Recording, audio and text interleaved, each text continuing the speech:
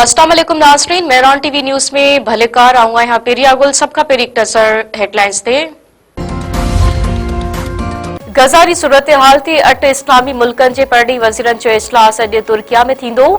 परॾी वज़ीर नायब वज़ीर आज़म इसहाक डार पाकिस्तान जी नुमाइंदगी कंदो। तुर्किया, सऊदी, कतर, गॾियल अरब अमारात, उर्दन ऐं मिस्र जा परॾी वज़ीर इजलास में शरीक थींदा।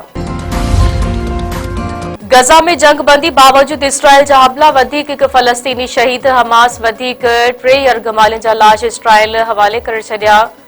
अमरीकी सदर डोनाल्ड ट्रम्प चयो आहे टे यरगमालियुनि जा लाश वापसि करण ते ख़ुशी थी आहे।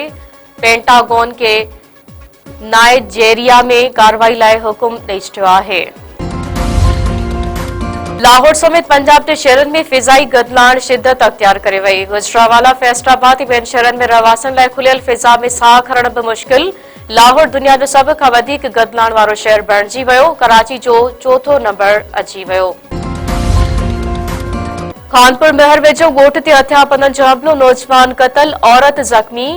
पीर बरी वारे इलाइक़े में ॻोठ केहर बुज़दार ते हथियारबंदनि हमलो करे हथियारनि जा मुंह खोले छॾिया। फायरिंग में 35 वरनि जो मीर मोहम्मद बुज़दार तॾहिं ते मारिजी वियो।